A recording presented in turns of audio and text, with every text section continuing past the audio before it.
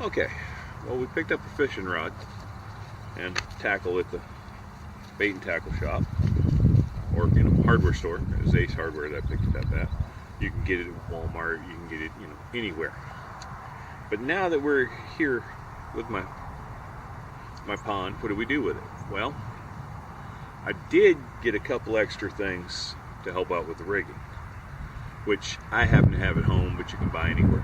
I didn't show it, but I'm sure they had some nail clippers up there on the fishing section, and they had some needle nose pliers up there. I'm using my multi-tool. You can buy needle nose pliers even at a Dollar Tree for $1. Nail clippers you can get anywhere for $1. Under $1, I've seen them 50 cents.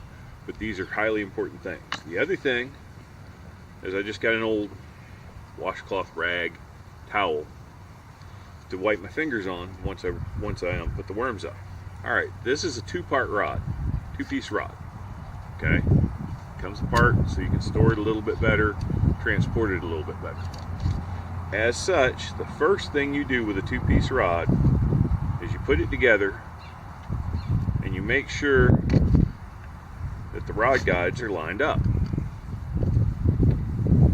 That needs to be twisted just a little bit. And I over twisted it. That's about right. Okay. Then, as we discussed in the in the clinics, you're going to rig up your rod. And I'm going to do that sitting right here on camera. Be very careful with this knife. All I'm trying to do is get this plastic started so that I can take this label off here, because I don't want that. Some fishing rods, this one doesn't have it, but some fishing rods have a security tie or a zip tie around here so nobody can steal the reel, making sure the reel is locked down in place really good. This one doesn't have that, so you don't have to remove that, but I do suggest you remove it. Alright, first thing you do is push the button. This came spooled up. I think this is 6-pound line. There was really no paperwork with it. It was come in a bundle deal. And it has a little plastic thing that keeps the line from going down into the reel. And you're going to clip that off. Then you're going to run the end of this line through each one of these rod guides. Yes, I know I probably look funny looking at it, but I don't wear bifocals as I probably should. But I can see looking underneath my glasses better than I can through my glasses if things close up. Alright, you've got your line all the way through.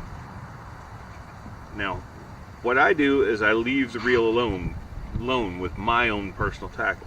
What I recommend you do is engage the reel. That way no more line comes off the reel. But leave yourself plenty of line. See? Plenty of line to work with. Okay, now the wind's going to take that because it's a little windy.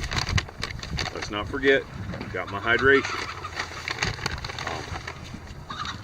That's something I got for later. I wanted to test that out personally. Here's my weights, my hooks, my bobbers I picked up,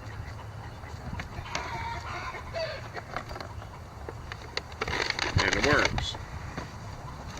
I'll put that back in the bag. And y'all pardon the chickens. The wife is over there taking care of the chickens. Now, some hooks come in a Ziploc bag, some hooks come in this little plastic container. Carefully get you out one hook. I'm using a size 6 from whatever you do, or from whatever you get. Now, what I like to do while it's still in my hand, using my pair of pliers, is crimp the barb down.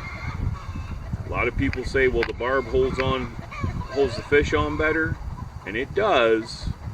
But if you ever stick a hook in your finger or any other part of yourself, having that crimped down makes it come out a lot easier. It's also better for the fish. It comes out easier. The thing is, you need to keep a tight line on your fish, because if you give it any slack, it could more easily throw the hook. And I'm going to tie a Palomar knot. I will do a video on knot tying later on, but we have discussed this in the fishing clinics. And you've learned how to tie your knots there, but because, you know, sometimes it may be a little while before you go fishing, I'm going to do a refresher on the knots. But that will be a later video. But just come home from the store. We went grocery shopping, so we weren't just buying this. We live so far away from town. Trim your tag in, and while I'm thinking about it, this little piece of plastic that was holding that goes on. And what I'm going to do is I'm going to get one of the weights,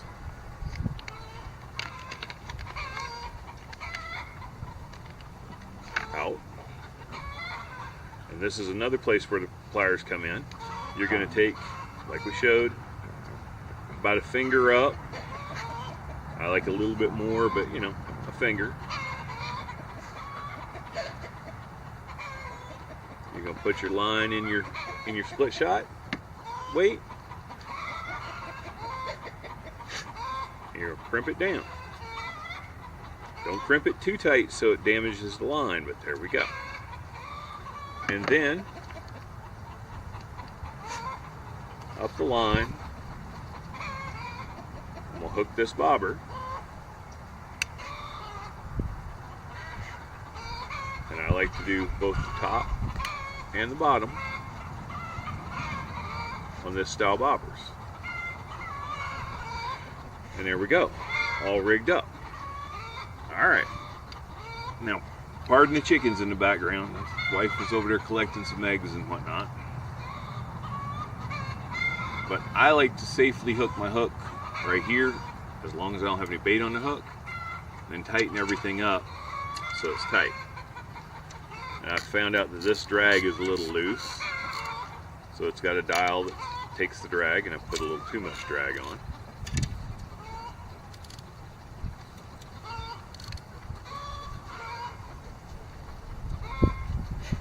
And you'll get a feel for it.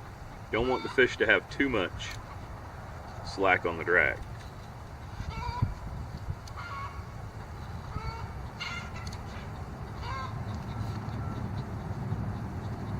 That's about right.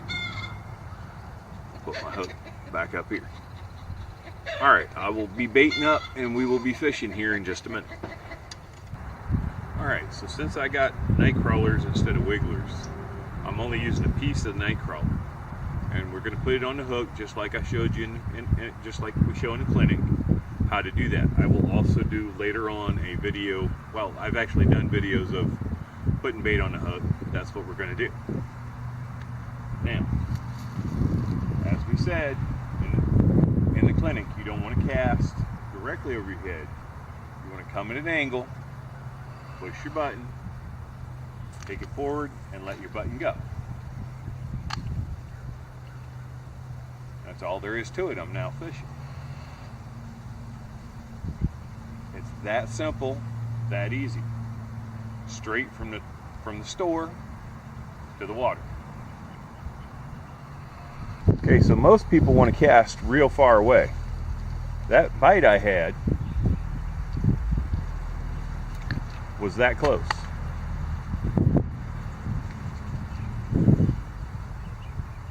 We'll let this float in this area and see what happens.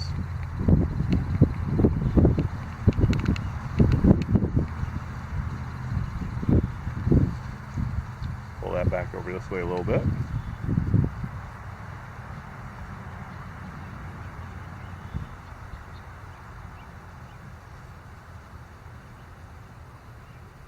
Yep, see the bobber went down? There we go. Whoop. Almost had him. Alright, since I lost that other fish, I decided to move. We're going to cast over our shoulder, but I'm not casting very hard because there's not very much room over here.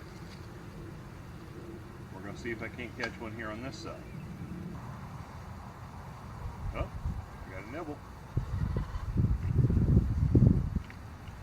Didn't take it all the way though. Now my bobber's swimming, and set the hook.